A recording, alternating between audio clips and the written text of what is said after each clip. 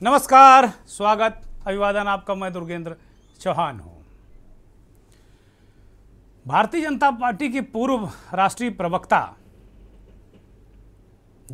नुपुर शर्मा के बयान को लेकर देश ही नहीं विदेश में और ख़ास तौर पर खाड़ी देशों में काफ़ी नाराज़गी है और इस नाराज़गी को दूर करने के लिए भारत सरकार लगातार प्रयास कर रही है। पैगंबर मोहम्मद साहब पर भाजपा प्रवक्ता चाहे नुपुर शर्मा हो या दिल्ली के प्रवक्ता जिन्हें हटा दिया गया है जिंदल साहब चाहे वो हों, इनको लेकर जैसा मैंने कहा कि खाड़ी देशों में काफ़ी नाराज़गी है और इसे दूर करने के लिए राजनयिक स्तर पर प्रयास किए जा रहे हैं। दोनों प्रवक्ताओं पर एक्शन हुआ है और बाकी प्रवक्ताओं को भी भारतीय जनता पार्टी ने हिदायत दे दी है और इसी का नतीजा है कि शायद अब अरब देशों में न केवल नुपुर शर्मा बल्कि यतीश्वरानंद यति, एक जो साधु महाराज हैं, अचानक वो बहुत बड़ी बड़ी बातें करने लगते हैं, उनका भी वीडियो इस समय वायरल हो रहा है और इसकी वजह से तापमान खाड़ी देशों का और जो राजनयिक स्तर पर प्रयास चल रहे हैं उनको भी कहीं ना कहीं इस तरह के वीडियो बाधा उत्पन्न कर रहे हैं। मंथन में बात करेंगे खाड़ी देशों की नाराज़गी के आखिर मायने क्या हैं, क्या बदजुबान पर लगाम लग पाएगी, बात आरएसएस दफ्तर पर हमले की धमकी की भी होगी और कांग्रेस को 10 दिन बाद क्यों सिद्धू मूसावाले के परिवार की याद आई।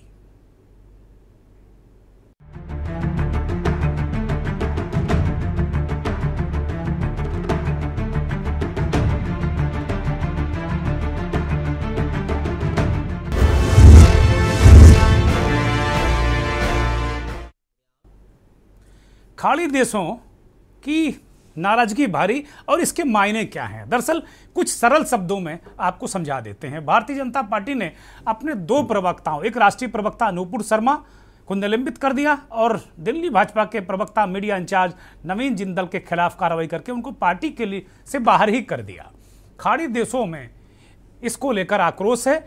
खाड़ी देशों से भारत के संबंध अहम हैं और इसी वजह से 3 खाड़ी देशों कि भारतीय राजदूतों को उनके दूतावासों में बुलाकर उनसे इस बात पर नाराजगी जाहिर की गई है और सार्वजनिक माफ़ी की भी उम्मीद इन देशों ने की है। ये कदम उठाया है केंद्र सरकार का अपने महत्वपूर्ण मेंबर के खिलाफ उठाया गया यह कदम ये बताने के लिए काफ़ी है कि खाड़ी देशों के लिए भारत की क्या अहमियत है।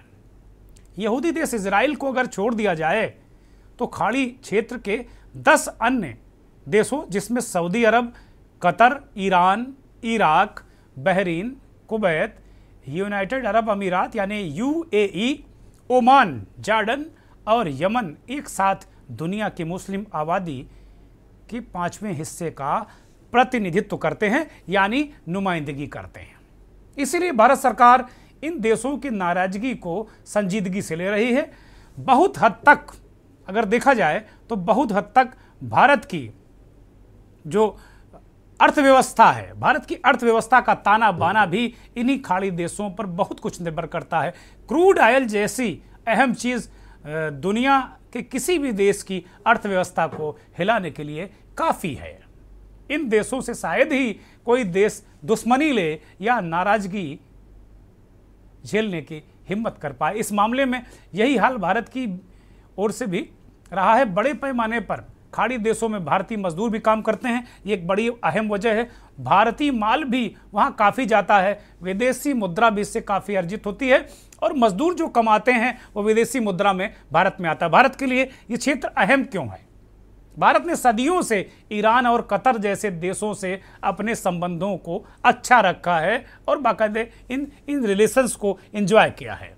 खाड़ी देश में ये भारत के सबसे करीबी मैत्रीपूर्ण खाड़ी देशों की अगर बात करें तो ये 2 देश जिनका हमने नाम लिया ये सबसे करीबी और मैत्रीपूर्ण सहयोगी हैं माफ कीजिएगा, और इनके संबंध भी भारत से बहुत अच्छे हैं। हालांकि भारत खाड़ी क्षेत्र के अधिकांश देशों के साथ भी भारत के अच्छे संबंध है। ऐसा नहीं कि केवल 2 ही इन देशों के साथ भारत के अच्छे संबंध हैं, लगभग सभी देशों के साथ भारत के संबंध बहुत बेहतर रहे हैं और इसमें प्रधानमंत्री नरेंद्र मोदी की भी बहुत बड़ी भूमिका है। इन देशों के बीच इस तरह के संबंध होने की दो मुख्य वजह हैं। पहली वजह है तेल गैस व्यापार और दूसरी भारतीयों का बहुत बड़ी संख्या में इन देशों में काम करना। जैसा मैंने आपको बताया, यहाँ से भारत को एक अच्छी खासी आमदनी होती, पैसा ये लोग भेजते हैं, विदेशी मुद्रा का भी लाभ होता है। रियाद में भारतीय दूतावास के मुताबिक द गल्फ कारपोरेशन काउंसिल, जिसमें यूएई, बहरीन, सऊदी अरब, ओमान, कतर और कुवैत शामिल है, इस काउंसिल के सदस्य देश भारत के मेजर ट्रेडिंग पार्टनर हैं। यानी जिन देशों का हमने नाम लिया है, इनके साथ भारत के बहुत महत्वपूर्ण व्यापारिक संबंध है और व्यापार होता है और पार्टनर के तौर पर ये उभरे हैं। हाल में इनमें बहुत व्यापार में बढ़ोतरी आई है और इसका बहुत बड़ा अगर इसका क्रेडिट दिया जाए तो प्रधानमंत्री नरेंद्र मोदी को इसका क्रेडिट जाता है और भविष्य में इसे भारत के सबसे बड़े और ताकतवर निवेश सहयोगी के तौर पर भी इन देशों को देखा जा रहा है। भारत की ऊर्जा की जरूरतों के लिए जीसीसी में प्रचुर मात्रा में प्राकृतिक गैस भंडार हैं और तेल सर्वाधिक महत्वपूर्ण है। साल 2021-22 में यूएई भारत का तीसरा सबसे बड़ा ट्रेडिंग पार्टनर है। बहुत महत्वपूर्ण है, साल 2021-22 में यूएई भारत का तीसरा सबसे बड़ा ट्रेडिंग पार्टनर है। बहुत महत्वपूर्ण बात बता रहा हूं। और आयात, बहुत भारी आयात हुआ है और आयात के मामले में भी दूसरा सबसे बड़ा पार्टनर, अगर आयात की बात करी जाए तो सबसे दूसरा बड़ा पार्टनर है यूएई।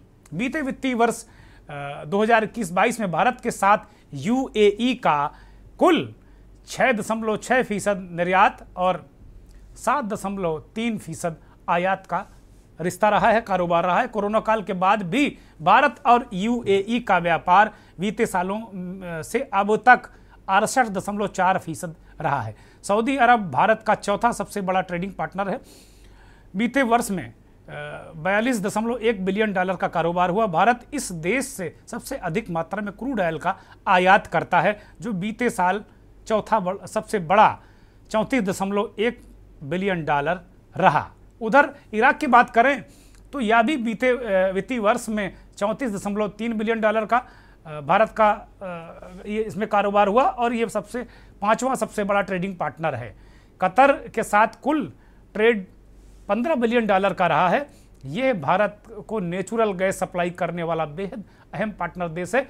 देश के उपराष्ट्रपति वेंकैया नायडू ने बीते वीकेंड पर रविवार को कतर में अपने कूटनीतिक दौरे के दौरान कहा था कि भारत अपने कुल नेचुरल गैस का 41% आयात के लिए कतर पर निर्भर करता है। यानी जो भारत कुल गैस का आयात करता है उसमें 41% कतर से वो करता है। ऑब्जर्वर रिसर्च फाउंडेशन के अप्रैल में किए गए एक विश्लेषण के मुताबिक भारत के 84%, जो भारत की 84% पेट्रोलियम की मांग है, जिसमें क्रूड ऑयल और पेट्रोलियम प्रोडक्ट भी शामिल है, वो आयात से पूरी होती है। और भारत ने 21-22 में, वित्तीय वर्ष 21-22 में 42 देशों से क्रूड ऑयल आयात किया। लगातार 15 सालों से पर्शियन गल्फ कंट्री से भारत का क्रूड ऑयल का आयात 60% ही रहा है, इसमें कोई कमी नहीं दर्ज की गई है।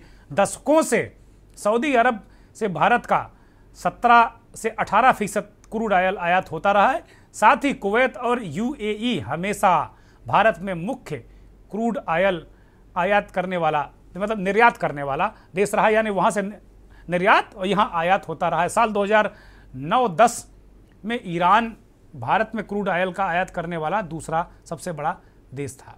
भारतीय विदेश मंत्रालय के मुताबिक बहुत सारे आंकड़े हैं, बहुत सारी चीज़ें हैं और जो ये आंकड़े आपको दिए ये तथ्यपरक और वास्तव में ये अपने आप में बहुत महत्वपूर्ण अगर इसमें अगर देखा जाए तो एक बहुत बड़ा कारोबार, मतलब कुल मिला के इतनी सारी बातें, बहुत सारी बातें बताने के लिए आपको इसलिए हम इस पूरे जो व्यापार है, कारोबार, इसको बता रहे हैं। बहुत व्यापार कारोबार हालांकि बहुत महीन विषय होता है, लेकिन सबसे बड़ी बात है, एक और बड़ी अहम बात आपको बता रहे हैं कि प्रधानमंत्री नरेंद्र मोदी का फोकस इस क्षेत्र में क्यों रहा है। उसकी बड़ी वजह है, साल 2014 में सत्ता में आने के बाद से प्रधानमंत्री नरेंद्र मोदी भी इन देशों पर विशेष फोकस करते रहे। वह तब से ही इस क्षेत्र के देशों से अपने रिश्ते बढ़ाने की तरफ ध्यान देते रहे हैं और दोस्ती का हाथ बढ़ाते रहे। साल 2019 दिसंबर की रैली में वह कह चुके हैं कि मोदी को मुस्लिम देशों से इतना सहयोग क्यों मिल रहा है, यह सवाल उन्होंने उठाया था। उन्होंने कहा कि वो इसलिए कि आज के भारत के इतिहास में खाड़ी देशों के साथ भारत के रिश्ते सबसे बेहतरीन, मतलब इतिहास, उन्होंने जो मौजूदा रिश्ते हैं खाड़ी देशों के साथ उसे ऐतिहासिक बताया। कहा कि इससे पूर्व इतने मधुर, इतने अच्छे रिश्ते कभी नहीं रहे।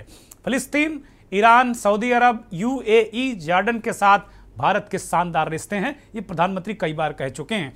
मालदीव और बहरीन ने उन्हें अपने देशों के सर्वोच्च नागरिक के सम्मान से भी सम्मानित किया है। इसका अंदाजा आप खुद ही लगा सकते हैं कि प्रधानमंत्री वहाँ कितना लोकप्रिय हैं। साल 2014 में से मोदी कई बार इस क्षेत्र का दौरा कर चुके हैं और उन्होंने 2015, 2018 और 2019 में यूएई का दौरा किया। साल 2017-18 में अबू धाबी के क्राउन प्रिंस भारत आए थे और कुल मिलाकर ये परिस्थितियां देखने को रही। तो कुल मिलाकर रिश्ते, हमने जो इतनी सारी आपको बातें बताई, उसके ये रिश्तों का ताना बाना, खाड़ी देश, अरब देश जो अरबिक वर्ल्ड है उसके साथ रिश्तों का ताना बाना भारत का कैसा है और हमारे नेताओं का फोकस कैसा रहा, ये सब तमाम चीजें आपके सामने रखी। वास्तव में जो खाड़ी देशों की नाराजगी के मायने क्या हैं, खाड़ी देश अगर भारत से उनके संबंध सामान्य नहीं रहते तो उसकी नाराजगी के बहुत सारे मायने हैं। वो मायने हमने बहुत समझाने की आपको कोशिश की है, लेकिन इसके बहुत सारे एस्पेक्ट हो सकते हैं। इन्हीं को जानने के लिए हमने देश के जाने माने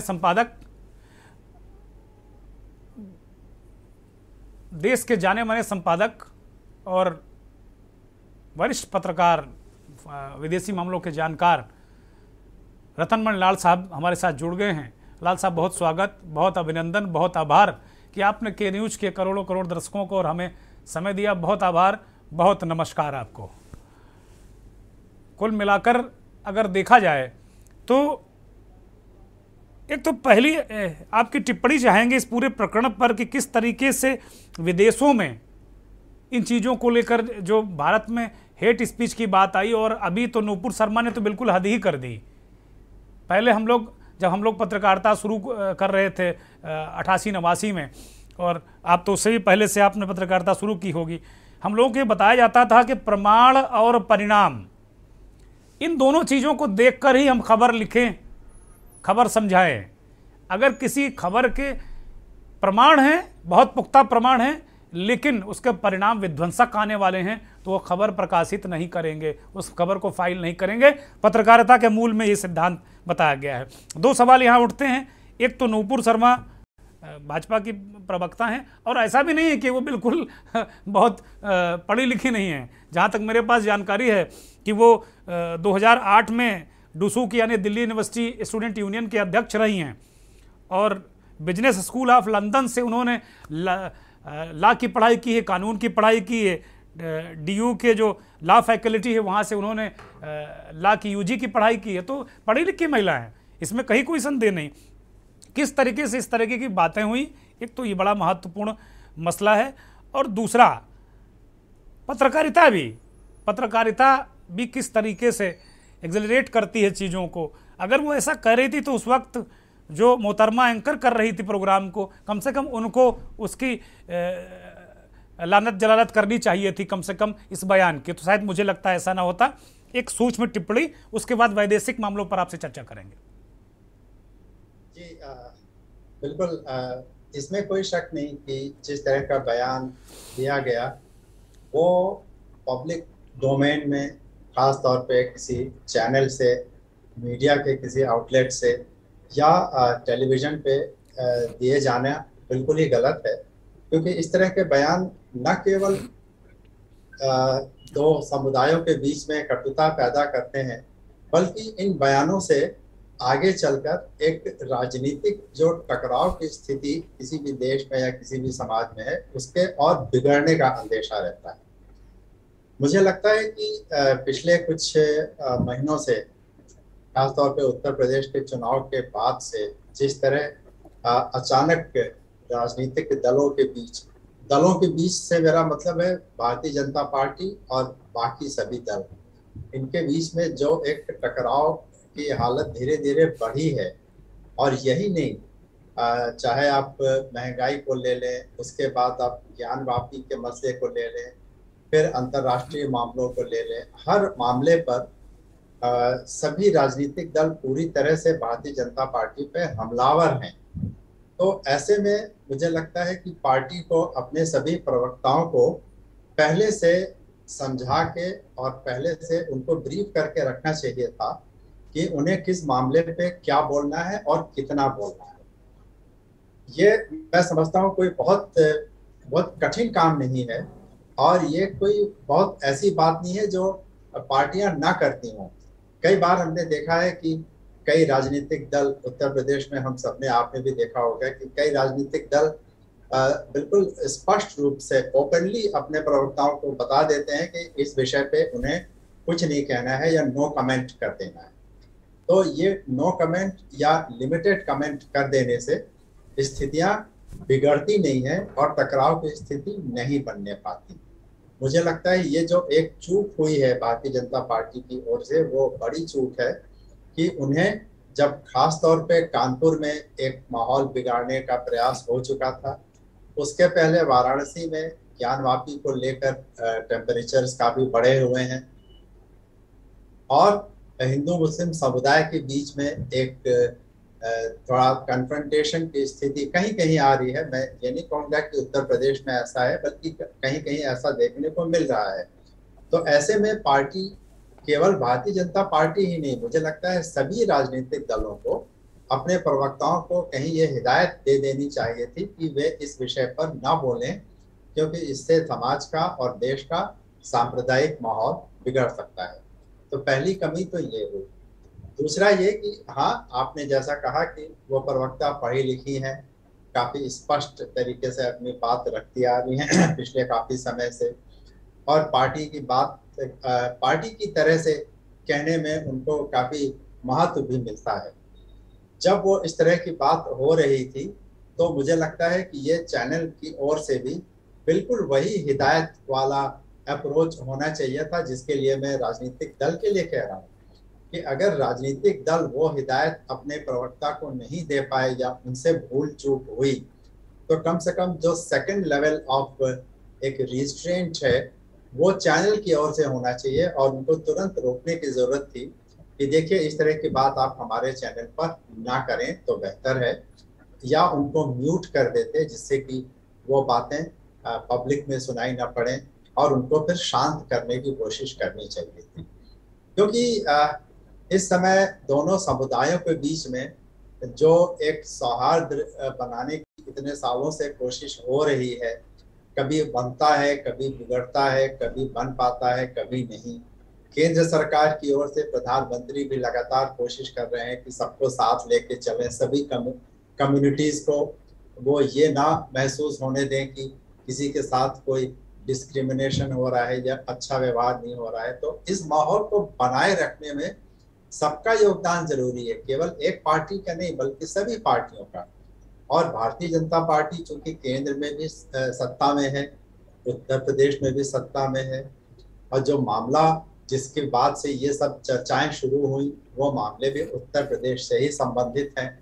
तो मुझे लगता है ये जिम्मेदारी पार्टी की बनती थी कि वे इस तरह का एक वो बना के रखें और अपने प्रवक्ताओं को पहले से ब्रीफ करके रखें। हो सकता है अब उन्होंने ऐसा किया हो, मुझे पता नहीं। हाँ, वो अभी आगे जाएंगे निश्चित तौर पर। अब बहुत वो नहीं, लाल साहब सबसे बड़ी बात तो ये है कि तालिबान तक ने एक ट्वीट कर दिया और अब तालिबान नसीहत दे रहा है। नूपुर शर्मा ने ये स्थिति ला दी भारत की कि हमको तालिबान की नसीहत सुननी पड़ेगी।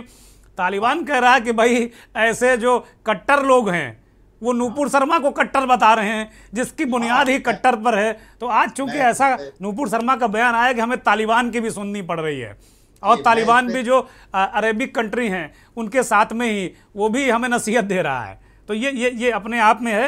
हालांकि हम कतई इस देश के मसले पर हम सब बहुत सख्ती से मुकाबला इन चीज़ों का करते हैं, लेकिन हमको भी यहाँ रखना चाहिए। अब हम वैदेशिक नीति पर एक सवाल करते हैं आपसे। हालांकि बड़ा संवेदनशील मसला है, लेकिन जो खाड़ी देशों की नाराजगी के और क्या मायने हो सकते हैं? बहुत सारे मायने। तो एक जो हमारे जर्नल मेरा नॉलेज था सामान्य सा, वो हमने अपने दर्शकों को बताने की कोशिश की। एक फॉरेन एक्सपर्ट के रूप में, एक बहुत वरिष्ठ पत्रकार संपादक के रूप में आप क्या महसूस करते हैं कि ये कार्रवाई यूं ही तो नहीं हुई? क्योंकि बहुत सारे लोग बयान देते रहते हैं। देखिए, इसमें मैं कुछ बिल्कुल अलग तरीके का मेरा अपना व्यक्तिगत विचार है। पहला तो ये कि खाड़ी देशों का जो एक रुख भारत की ओर है, वो कभी भी बहुत टकराव वाला कभी नहीं रहा है। पिछले 20-30 सालों में अगर आप देख लें तो यूएई के साथ और गल्फ के जितने देश हैं उनके साथ भारत के संबंध हमेशा अच्छे रहे हैं जी। क्योंकि इन देशों की अर्थव्यवस्था में भारतीय मूल के लोगों का बहुत बड़ा योगदान है जी। यहाँ के लोग न केवल छोटे स्तर पर बल्कि मिडिल लेवल पे, सीनियर लेवल मैनेजमेंट पे, आईटी इंडस्ट्री में वहाँ के पूरे प्रशासन को चलाने में बहुत बड़ी भूमिका निभाते आए हैं। और सबसे ज्यादा मुझे लगता है अगर अप्रवासी जो गल्फ में है तो उसमें भारतीयों की संख्या सबसे ज्यादा होगी, या हो सकता है सेकंड नंबर पे हो या तीसरे नंबर पे हो। तो इसलिए जितनी हमें खाड़ी देशों से अच्छे संबंध बनाए रखने की जरूरत है, उतना ही उन्हें भी जरूरत है क्योंकि उनके यहाँ के सिस्टम भी भारत के ही लोग चला रहे हैं। ये एक पहली बात है। दूसरा ये कि इधर पिछले कुछ सालों से हमने देखा कि पूरे एक जो इस्लामिक देशों का जो एक समूह है, मैं ओआईसी की बात नहीं कर रहा हूँ बल्कि जो इस्लामिक देश हैं उनमें भी कई विषयों पे एकमत वो नहीं है।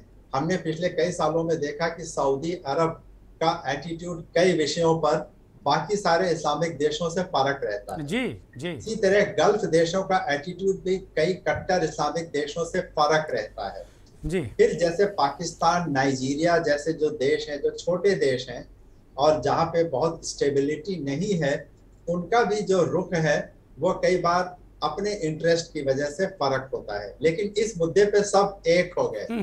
तो मुझे लगता है कि यहाँ पर कहीं ना कहीं दुनिया भर के जो इस्लामिक देश हैं उनमें भी एकजुटता दिखाने का जो एक प्रयास था, जो कि पीछे न पीछे कहीं चल रहा था, कि ऐसा ना हो कि दुनिया में सऊदी अरब अलग खड़ा दिखाई दे, गल्फ देश अलग खड़े दिखाई दें, इंडोनेशिया, लीबिया, इराक, ईरान अलग खड़े दिखाई पड़े। क्योंकि ईरान की हम सब जानते हैं बाकी सब देशों से बहुत अच्छे संबंध नहीं रहते, लेकिन इस विषय पर आप देखिए क्या ईरान, क्या लीबिया, क्या पाकिस्तान, क्या सऊदी अरब, क्या गल्फ, सब एक हो जाते हैं। तो मुझे लगता है भारत के लिए ये एक चिंता की बात है कि हमारे संबंध सभी देशों से, चाहे जितने अच्छे हों, चाहे जितनी बड़ी संख्या में हमारे देश के लोग वहाँ काम कर रहे हों, चाहे जितना द्विपक्षीय व्यापार हम करते हों, लेकिन जब इस्लाम की और धर्म की बात आ जाएगी तो ये सब देश एक स्वर में ऐसा बोलेंगे। ये मुझे लगता है कि ये एक बहुत चिंता की बात है भारत के लिए, क्योंकि इस मामले पर देखिए आपने भी याद दिलाया कि मोदी जी ने अपनी ओर से हर देश से बहुत अच्छे संबंध बनाने की कोशिश की। जी। सऊदी अरब जाके, गल्फ जाके, अमीरात जाके, लेकिन पता चला कि आज एक इस्लाम के मामले पर सारे देश उन संबंधों को छोड़कर एक भारत के विरोध में एक रुख अख्तियार कर लेते हैं। तो मुझे लगता है कि इसमें भारत को बहुत सोच संभल कर ये देखना पड़ेगा कि हमारे संबंध इन देशों के साथ केवल एक ही चीज से बिगड़ सकते हैं। चाहे जितना अच्छा व्यापार हो, चाहे जितना अच्छा द्विपक्षीय, आपने बताया कि इतने आंकड़े आपने दिए कि गैस को लेकर, ईंधन को लेकर, तमाम सारे आयात निर्यात को लेकर हम कितना निर्भर हैं ऐसे देशों पर। तो क्या केवल एक मामलों पे हमारे संबंध इस कदर बिगड़ सकते हैं? ये मुझे लगता है भारत के लिए एक वेकअप कॉल है कि हमें इस मामले में अपने आप को बहुत सोच के और बहुत संभाल के हमें अंतर्राष्ट्रीय जो एक प्लेटफॉर्म है उस पे देखना पड़ेगा कि हमारी स्थिति ऐसा ना हो कि भारत में आगे चलकर जो एक सांप्रदायिक माहौल, एक कम्युनल माहौल जिस दिशा में जा रहा है, तो कहीं ऐसा ना हो कि पूरे इस्लामिक देश और उनके साथ साथ और सारे देश कहीं भारत को अलग थलग ना कर दें, क्योंकि ये इसके आगे फिर व्यापार भी माने नहीं रखेगा। बहुत बड़ी बात है, बहुत बड़ी बात है सर, बहुत बड़ी बात है, बहुत बड़ी बात आपने कही कि कहीं अलग थलग ना कर दें।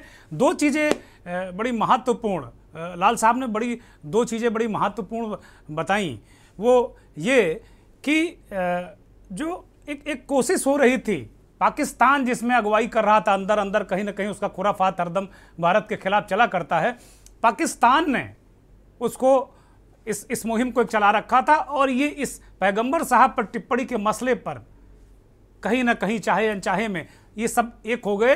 और जाहिर सी बात है, जब किसी आराध्य पर टिप्पणी या कोई बात आती है तो फिर सारा कारोबार, व्यापार, ये सब अपने आप में खत्म हो जाता है।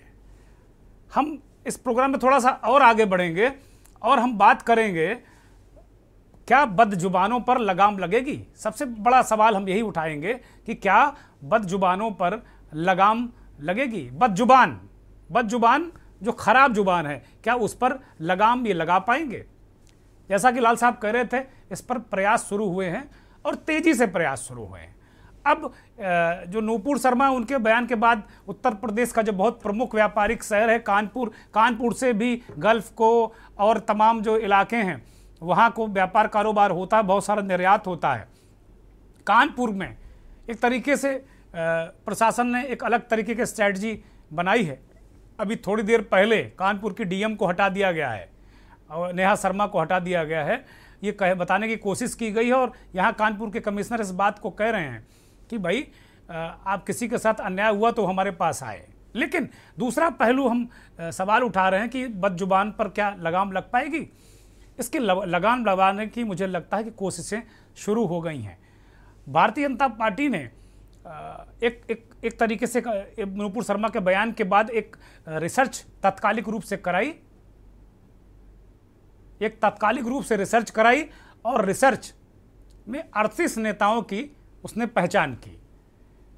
इनमें से 27 चुने हुए नेताओं को ऐसे बयान देने के लिए बचने की हिदायत दी गई। इसमें कहा गया कि धार्मिक मुद्दों पर बयान देने से पहले पार्टी से परमिशन ले ले। जिस बात की अभी लाल साहब जिस बात का जिक्र कर रहे थे, पैगंबर मोहम्मद साहब पर विवादित टिप्पणी करने के बाद जो नवीन कुमार उन पर कार्रवाई हो गई, उसके बाद भारतीय जनता पार्टी एक्शन में। यही नहीं, पिछले जो 8 साल हैं मोदी के कार्यकाल के, यानी दिसंबर 2014 से लेकर 3 मई 2022 तक के बयानों को आईटी सेल ने खंगाला है और करीब 52,000 बयान गैर जरूरी पाए हैं। भाजपा ने मंथन कर लिया है 2 दिन के अंदर अंदर कि भाई 52,000 गैर जरूरी बयान दिए गए। 2700 बयानों के जो शब्द हैं वो बेहद संवेदनशील पाए गए। 38 नेताओं के बयानों को धार्मिक मान्यताओं को आहत करने की कैटेगरी में रखा गया है। ये बड़ा सवाल है। एक ब्रेक ले रहे हैं और ब्रेक से जब लौटेंगे तो आपको बताएंगे कि ये नेता कौन हैं और ये चर्चा में हमेशा क्यों रहते हैं, और कुछ कार्रवाई भी भारतीय जनता पार्टी और उसके नेतृत्व वाली सरकारों ने की है। एक ब्रेक के लिए रुक रहे हैं। आप देख रहे हैं के न्यूज, खबरों का सारथी। ये लो बेटा, तुम्हारा नया टीवी। Thank you. और अम्मा, राम राम। घर में और कौन कौन है? मैं, तेरे दादा, बेटा, बहू, पोती और मोदी जी। माने पीएम नरेंद्र मोदी रिश्तेदार है अम्मा। देख, मोदी जी ने तेरे दादाजी का ऑपरेशन करवाया, घर में पानी, बिजली, गैस, टॉयलेट सब लगवाया। नहीं समझा? इधर आ। देख बेटा, जो परिवार का होता है उसका घर में नहीं दिल में रहना जरूरी होता है। दुख दर्द क्या होते हैं उनको बहुत निकट से अनुभव किया है, और वही अनुभव है जिसको लेकर के आज एक परिवार के सदस्य के रूप में काम कर रहा है। सही है अम्मा, मोदी जी मेरा परिवार है।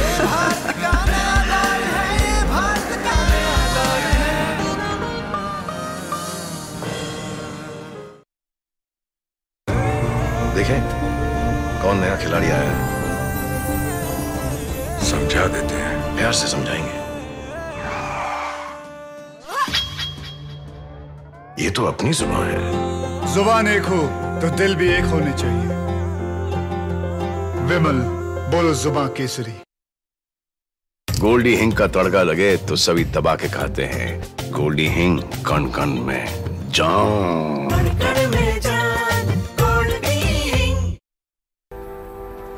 कुछ दिन ऐसे होते हैं when I love my job, और कुछ दिन ऐसे होते हैं कि I hate it. एक पायलट पे होता है इतना प्रेशर कि कूल रहना इज नॉट दैट इजी। पर गर्मी में घर को कूल रखना is now too easy with Summer Cool coolers. Summer Cool celebrates the release of Runway 34। देखें कौन नया खिलाड़ी आया है, समझा देते हैं। प्यार से समझाएंगे। ये तो अपनी जुबान है। जुबान एक हो तो दिल भी एक होने चाहिए। विमल बोलो जुबान केसरी। आप देख रहे हैं के न्यूज, खबरों का सारथी।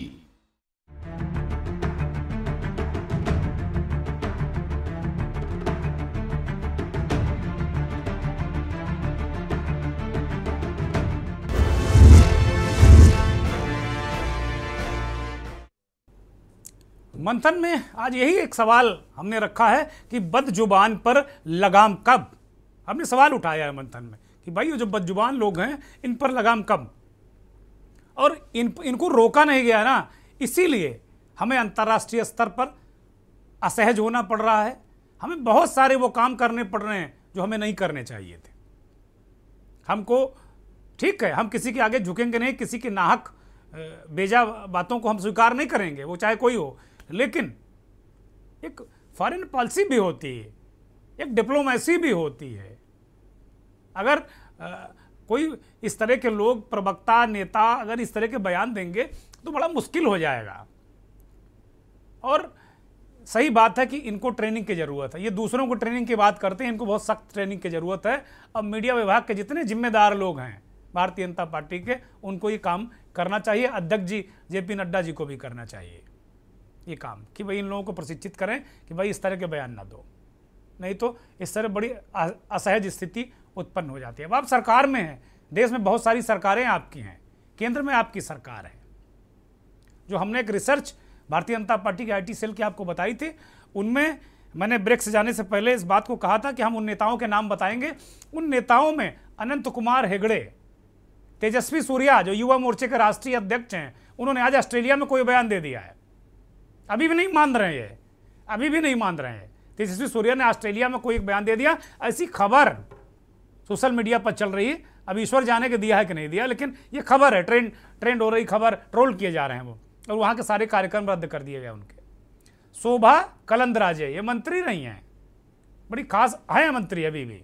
गिरिराज किशोर केंद्र सरकार में, गिरिराज सिंह, माफ कीजिए, गिरिराज किशोर ने, गिरिराज सिंह मंत्री हैं केंद्र सरकार में, बहुत चोटी चंदन लगा कर आते हैं और कुछ भी बोल जाते हैं। तथागत राय, प्रताप सिन्हा, विनय कटियार, महेश शर्मा, टी राजा सिंह, विक्रम सिंह सैनी, साक्षी महाराज, सब जानते हैं।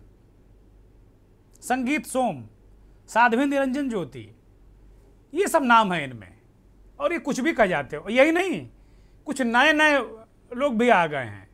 वो कहते हैं ना कि नया मुल्ला प्याजी प्याज करता है, तो वो भी आ गए। अब एक बहुत 1008 बल्कि 10,008 उनको हम कहेंगे, यतीश्वरानंद यति जी महाराज आ गए। पता नहीं क्या क्या बातें करते हैं। आज जो ये पूरा प्रकरण खाड़ी देशों के नाराज होने का अरब वर्ल्ड में जो चल रहा है, और तमाम चीज़ें इस तरह की आ रही हैं, भारत को कहीं ना कहीं असहज होना पड़ रहा है। यतीश्वरानंद यति के ये वो शख्स हैं, बहुत पहुँचे हुए संत बताते हैं अपने आप को, ये कुछ भी कहते हैं। इनका भी एक पैगंबर साहब पर दिया गया एक बयान, इनका भी बहुत चर्चा में है और उसकी बहुत निंदा की जा रही है। अरब वर्ल्ड में अगर वो वीडियो हो तो दिखाया जाए कि किस तरह अरब वर्ल्ड उस पर नाराजगी जता रहा है, या फुल स्क्रीन करके दिखाया जाए कि वहाँ के लोग इसे ट्वीट कर रहे हैं और बहुत ख़राब शब्दों का प्रयोग कर रहे हैं हिंदुओं के लिए। क्या कहेंगे जब ऐसे लोग इस तरह की स्थितियों को उत्पन्न करा देते हैं? बहुत मुश्किल होता है। ये इन पर लगाम लगाने की ज़रूरत है। इसी तरीके से अगर आप देखें तो एक अलीगढ़ की साध्वी पूजा पांडे हैं, वो भी कुछ उल-जलूल बोल गई उनके खिलाफ। हालांकि अब कुल मिलाकर पूजा शर्मा है, माफ़ कीजिएगा, पूजा शर्मा, साध्वी पूजा शर्मा है। आजकल तो कोई भी टीका चंदन लगा लेता है, कोई भी दाढ़ी बना लेता है, धर्मगुरु हो जाता है। गजब स्थिति है भाई। आप देखिए, इन्होंने आपत्तिजनक टिप्पणी की, इनके खिलाफ मुकदमा दर्ज किया गया। वहां के डीएम क्या कह रहे हैं उसको सुनिए। एसपी हैं, माफ कीजिएगा, वहां के एसपी ने मुकदमा दर्ज किया और बताया कि उन्होंने किस तरीके की हेट स्पीच दी है। शगुन पांडे द्वारा दिए गए विवादित बयान के दृष्टिगत थाना गांधी पार्क में इनके विरुद्ध अंतर्गत धारा आईपीसी 153A, 153B, 295A, 298 और 505 एफआईआर पंजीकृत की गई है। विवेचना प्रचलित है। वहीं संबंधित मजिस्ट्रेट द्वारा भी इनको नोटिस निर्गत किया गया है। ये आपने सुना कि किस तरीके से ये साध्वी जी हैं, इन्होंने कुछ भी कह दिया, मुकदमा दर्ज हो गया। इसी तरह भारतीय जनता युवा मोर्चा के नेता अर्पित श्रीवास्तव, हर्षित श्रीवास्तव, माफ कीजिएगा, हर्षित श्रीवास्तव लाला को, हर्षित श्रीवास्तव ये हैं, इनका फेसबुक प्रोफाइल है। इनको कानपुर पुलिस ने गिरफ्तार किया है। भारतीय जनता युवा मोर्चा के पूर्व जिला मंत्री हैं और ये अपने फेसबुक आईडी से कुछ ऐसा उल जलूल बोल रहे थे। ट्विटर और फेसबुक पर भी इन्होंने डाला है, ये ट्विटर आईडी है और फेसबुक पर भी इन्होंने डाला है। सोशल मीडिया पर जो इन्होंने पोस्ट किया, इनकी पोस्ट से एक बार फिर माहौल गरमाने लगा था, यानी रिएक्शन आने लगे थे। इनको गिरफ्तार कर लिया गया है। ये सख्त कदम कानपुर के जिला प्रशासन और पुलिस ने उठाया है और इस तरीके की चीज़ें सामने आई हैं। तो ये कार्रवाई हुई है। उनके खिलाफ जो पूजा शर्मा है, साध्वी पूजा शर्मा, उनके खिलाफ मुकदमा लिखा गया है और एक तरीके से भारतीय जनता पार्टी ने अब ताकीद कर दिया है कि अब कुछ भी अगर किसी धार्मिक मसले पर आपको बोलना है तो आप पहले परमिशन लीजिए। भाई इतनी सख्ती, अगर इतनी छन्नी पहले लगती तो मुझे लगता है ये स्थितियां नहीं होती। कुछ भी, कहीं भी, कोई भी कुछ बोल रहा है। अब एक समाजवादी पार्टी के एमएलसी साहब हैं, अब भगवान शंकर के बारे में, भोलेनाथ के बारे में, लाल बिहारी यादव नाम है इनका, ये भी यतीश्वरानंद से कम नहीं है। अरे भाई आप राजनीति करो यादव जी, आपसे क्या मतलब धार्मिक मामलों में बयान देने से। अब आप शिवलिंग की व्याख्या करने लगे। गजब है, हर आदमी धर्माचार्य बना जा रहा है इस देश में, इस प्रदेश में, और खासतौर पर उत्तर प्रदेश में। यादव जी को राजनीति में कुछ काम करना चाहिए, अखिलेश जी के हाथ मजबूत करना चाहिए। तो शिवलिंग पर इनका प्रवचन सुनिए जरा। भगवान शंकर आदमी थे कि पत्थर थे? आपको क्या उनका तो वह हाड़ मांस का था कि पत्थर का था कि आज खोजा जा रहा है? अरे अगर वो भगवान शिव की मूर्ति के रूप में हो तब तो मैं भी मानता हूं कि वह भगवान शिव की मूर्ति है। आप शिव की बात करते हैं, जो है भगवान शिव का जहां जहां गिरा होगा उस जमाने में वो जो है मांस और हड्डी। अब सुनिए व्याख्या, मतलब गजब गजब है। इनको ही उठा के बंद करना चाहिए कि भाई आप इसके लिए विशेषज्ञ नहीं है, धर्माचार्य नहीं है, आप नेता हैं, नेतागिरी करिए। धार्मिक मामलों में ये एक तरीके से मुझे लगता है वक्त आ गया है कि सरकार को अब ये प्रावधान करना होगा कि भाई जो धार्मिक लोग हैं, बहुत ही क्वालिफाइड लोग, वही किसी मसले पर बोलेंगे और ये बोलने चलने वाला तो बिल्कुल काम बंद हो जाना चाहिए। और जो डिबेट चलती है ना कि एक दाढ़ी वाले को धर्मगुरु मुस्लिम और एक सफ़ेद और एक भगवा पहन के और टीका चंदन लगा के आ गया, उसको धर्मगुरु हिंदू, धर्मगुरु मुस्लिम, और आपस में एंकर बैठ के लड़ाने लगते हैं और माहौल देश और प्रदेश का खराब होता है। इसमें पत्रकार कम जिम्मेदार नहीं है इस तरह के स्थितियों के निर्माण के लिए, वो भी कम जिम्मेदार नहीं है। अब उनकी कोई मजबूरी हो तो मैं नहीं कह सकता कि भाई मुर्गे लड़वाने में उन्हें मजबूरी हो तो लड़वाएं वो, लेकिन पत्रकार कम जिम्मेदार इसके लिए नहीं है। कोई भी पार्टी, कोई भी सरकार कतई ये नहीं चाहती कि उसके यहाँ उसके लोगों का संस्कार, उनकी बोल वचन, उनकी वाणी भ्रष्ट हो जाए, अपभ्रंश हो जाए। अब कानपुर में इतना बवाल चल रहा है। शहर काजी बहुत जिम्मेदार व्यक्ति होते हैं, मैंने बहुत सारे शहर काजियों से मेरी व्यक्तिगत मुलाकात है। मैं ये नहीं कहता कि कुद्दूस साहब गैर जिम्मेदार हैं, लेकिन अब उनका बयान जरा सुन लीजिए। देखिए, वो नवैया दूसरी थी, यहाँ की नवैया शहर की दूसरी है। अगर ये इस तरह की कोई कदम उठाए गए तो फिर सर पे कफन बांध के लोग निकल भी आएंगे मैदान में, ज़्यादा दिन इंतज़ार नहीं कर पाएंगे। अब ज़्यादती की इंतहा, सब्र का इंतहा हो रही है। अगर मतलब होना है तो फिर ठीक है, वो हम कानून को तो तोड़ते नहीं ना, कानून को भी तोड़ा हमने, लेकिन ये तो हमें हक है कि ठीक है भाई, हम मरने के लिए निकले आ रहे मानो, सर पे कफन बांध के निकल पड़ेंगे। फिर तो मैं यही करना, जब हमें रहने नहीं देना, हमारे बच्चों को पकड़ना, गिरफ्तार करना, जुल्म ज़्यादती करना, घर तोड़ देना, तो फिर ठीक है, हम मरने के लिए तैयार है ना, हम तो हम सर पे कफन बांध के निकलने आ रहे, तोड़िए आप इसके मकान को। कुद्दूस साहब धमका रहे हैं, बहुत जिम्मेदार पद पर है, वो धमका रहे हैं कि भाई अगर बुलडोजर चला तो हम कफन बांध के सड़क पर उतर आएंगे। क्या कहें, किसके लिए कहें, किसको कहें? पूरे कुएं में भांग घुली हुई है, कुछ भी जिसको देखो बोले जा रहा है। सबसे बड़ी बात यह है कि लोगों के अंदर विश्वास कम हो गया है, और अगर विश्वास कम नहीं हो तो ये चीजें नहीं हो, और इस पे बयानी पे तो तत्काल रोक लगनी चाहिए। सबसे बड़ा जो बवाल की जड़ है बयानबाजी। मैं उत्तर प्रदेश की सरकार से और देश की सरकार से ये अपील करूंगा कि कम से कम जो ये इफरात बोलने वालों पर अंकुश लगाया जाए।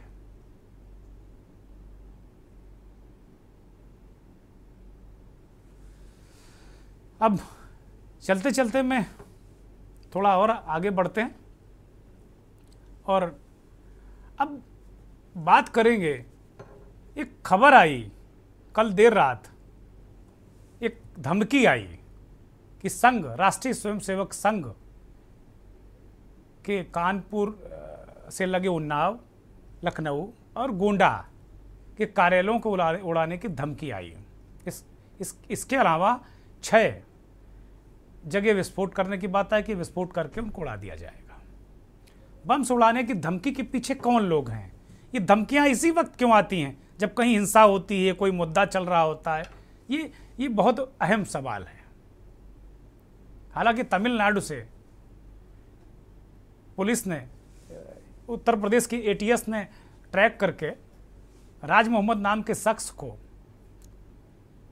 दक्षिण के राज्य तमिलनाडु से गिरफ्तार करवा लिया है। गिरफ्तार होगा, ये वो शख्स है जो गिरफ्तार हुआ है, युवक है, और इसने लखनऊ, गोंडा और उन्नाव के संघ कार्यालयों को बम से उड़ाने की धमकी दी थी। इसके बाद संघ कार्यालयों की सुरक्षा कड़ी कर दी गई है और नेताओं की सुरक्षा कड़ी कर दी गई। इसी तरह दिल्ली में भी नूपुर शर्मा को उड़ाने की धमकी दी गई, जो भाजपा की प्रवक्ता थीं, उन्हें अब निलंबित किया गया, उनकी भी सुरक्षा बढ़ाई गई। तमिलनाडु पुलिस की मूर्ति है। आप शिव की बात करते हैं, जो है भगवान शिव का जहां जहां गिरा होगा उस जमाने में वो जो है मांस और हड्डी। अब सुनिए व्याख्या, मतलब गजब गजब है। इनको ही उठा के बंद करना चाहिए कि भाई आप इसके लिए विशेषज्ञ नहीं है, धर्माचार्य नहीं है, आप नेता हैं, नेतागिरी करिए। धार्मिक मामलों में ये एक तरीके से मुझे लगता वक्त आ गया है कि सरकार को अब ये प्रावधान करना होगा कि भाई जो धार्मिक लोग हैं, बहुत ही क्वालिफाइड लोग, वही किसी मसले पर बोलेंगे, और ये बोलने चलने वाला तो बिल्कुल काम बंद हो जाना चाहिए। और जो डिबेट चलती है ना कि एक दाढ़ी वाले को धर्मगुरु मुस्लिम और एक सफ़ेद और एक भगवा पहन के और टीका चंदन लगा के आ गया, उसको धर्मगुरु हिंदू, धर्मगुरु मुस्लिम, और आपस में एंकर बैठ के लड़ाने लगते हैं और माहौल देश और प्रदेश का खराब होता है।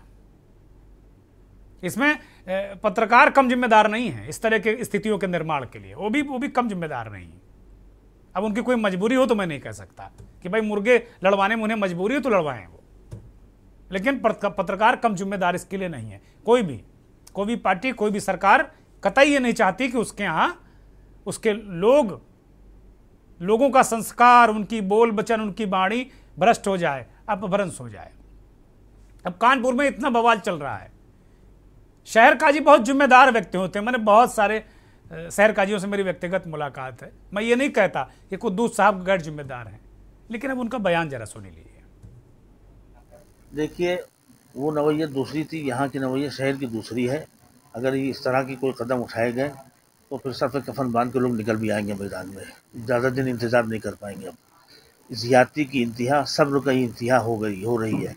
अगर मतलब होना है तो फिर ठीक है, वो हम कानून को तो तोड़ते नहीं ना, कानून को भी तोड़ा हमने, लेकिन ये तो हमें हक है कि ठीक है भाई, हम मरने के लिए निकले आ रहे मानो, सर पे कफन बांध के निकल पड़ेंगे। फिर तो हमें यही करना है, जब हमें रहने नहीं देना, हमारे बच्चों को पकड़ना, गिरफ्तार करना, जुल्म ज़्यादती करना, घर तोड़ देना, तो फिर ठीक है, हम मरने के लिए तैयार है ना, हम तो हम सर पे कफन बांध के निकलने आ रहे। तोड़िए आप इसके मकान को। कुद्दूस साहब धमका रहे हैं, बहुत जिम्मेदार पद पर है, वो धमका रहे हैं कि भाई अगर बुलडोजर चला तो हम कफन बांध के सड़क पर उतर आएंगे। क्या कहें, किसके लिए कहें, किसको कहें? पूरे कुएं में भांग घुली हुई है, कुछ भी जिसको देखो बोले जा रहा है। सबसे बड़ी बात यह है कि लोगों के अंदर विश्वास कम हो गया है, और अगर विश्वास कम नहीं हो तो ये चीजें नहीं हो।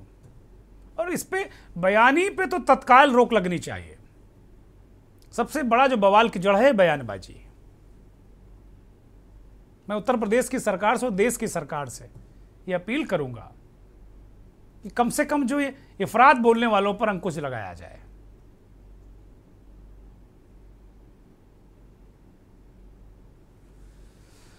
अब चलते चलते मैं थोड़ा और आगे बढ़ते हैं और अब बात करेंगे।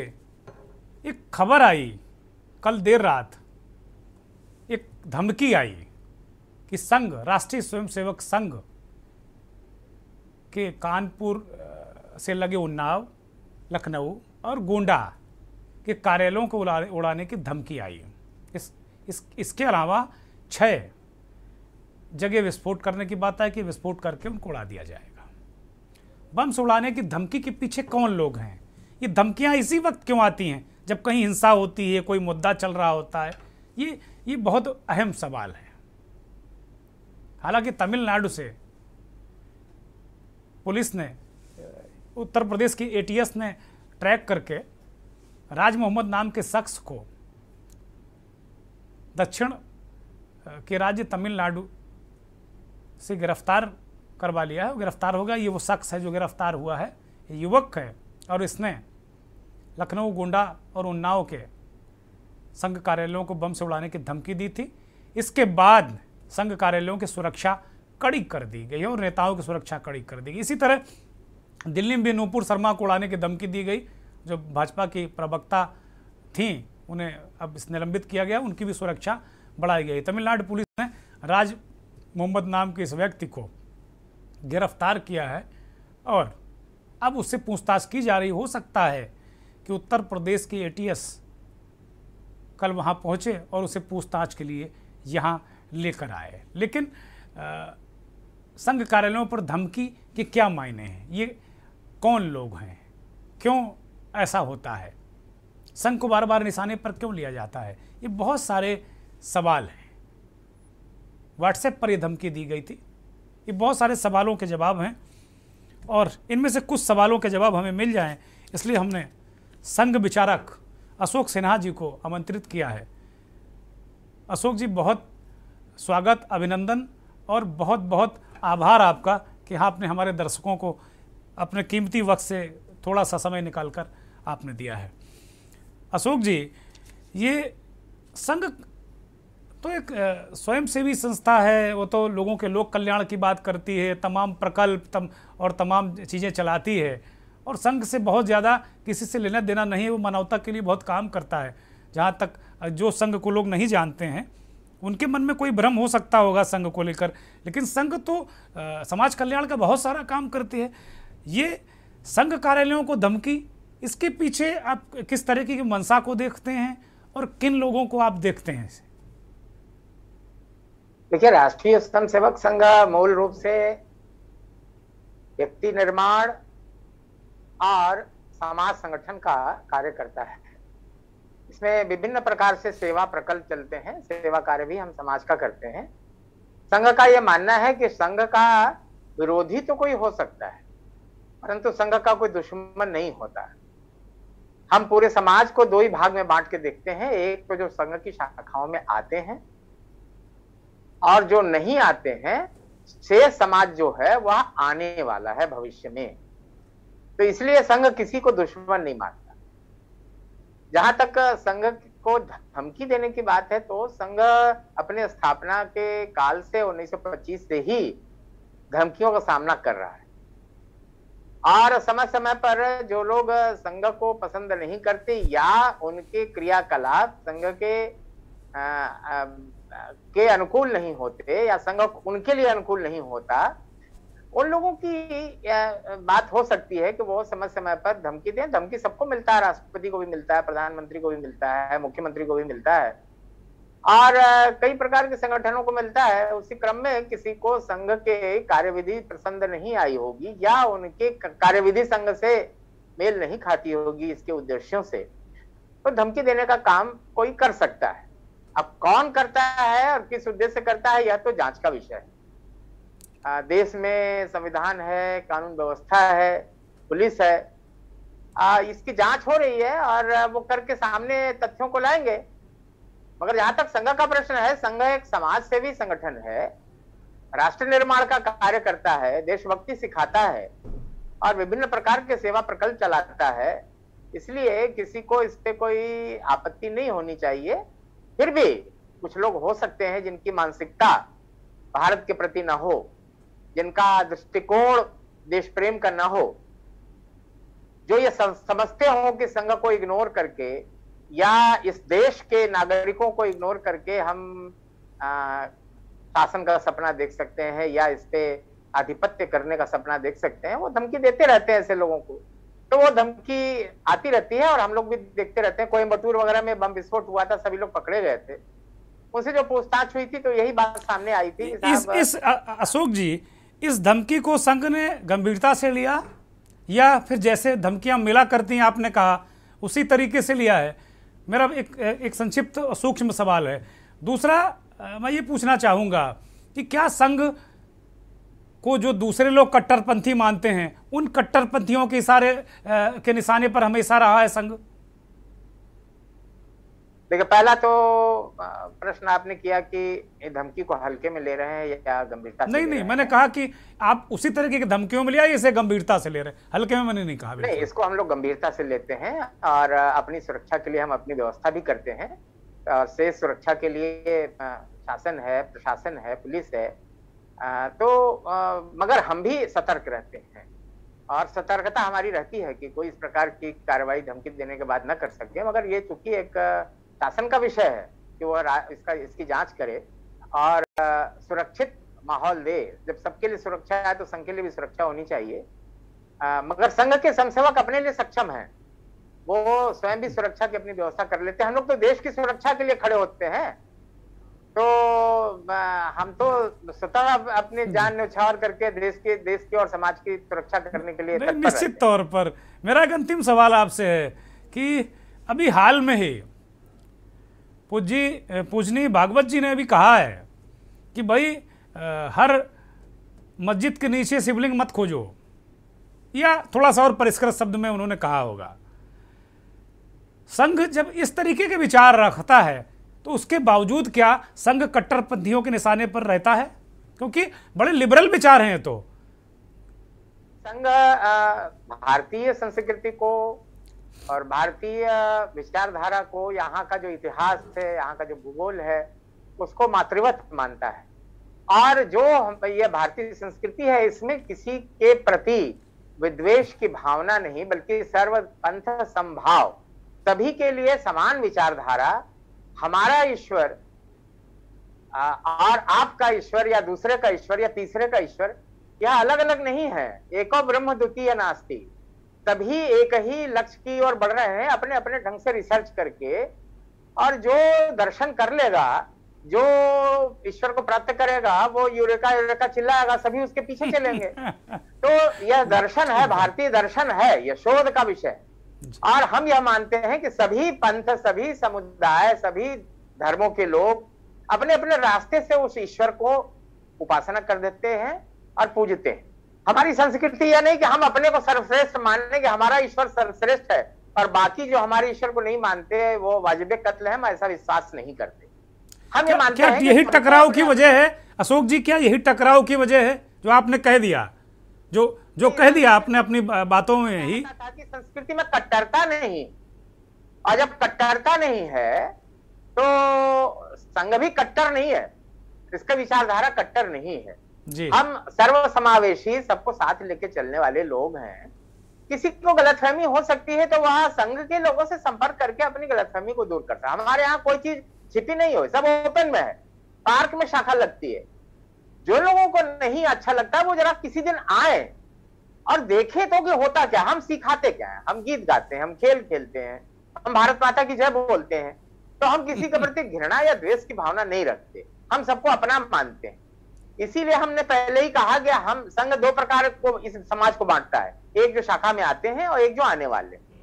तो संघ का कोई दुश्मन नहीं है, विरोधी हो सकते हैं, विरोध में बात कर सकते हैं, वो हमारे विचारों से सहमत नहीं हो सकते तो उनका स्वागत है, वो हम उनसे वार्तालाप करके, बातचीत करके, उनसे संपर्क करके हम अपनी बात को रखेंगे।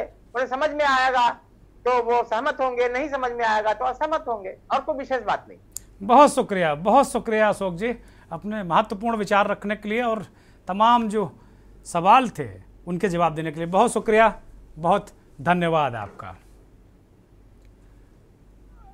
अब हम बात करते हैं सिद्धू मूसेवाला की। मूसेवाला की याद आ गई कांग्रेस को। 10 दिन हो गए मूसेवाला, सिद्धू मूसेवाला, जाने माने सिंगर, कांग्रेस के नेता जो अभी हाल में ही कांग्रेस के टिकट पर पंजाब के मानसा से चुनाव लड़े थे। मूसेवाला की याद 10 दिनों बाद कांग्रेस को क्यों आई? राहुल गांधी कांग्रेस के नेता बाकी नेताओं के साथ आज पंजाब के मानसर गए और मानसर जिले के मूसा वाला गांव वो पहुंचे और वहां पर उन्होंने सिद्धू मूसेवाला के पिता को गले लगाया। बड़ा भावुक क्षण। कांग्रेस के पंजाब के प्रधान राजा बरार भी वहां पर मौजूद थे। माहौल बेहद भावुक था, गमगीन था।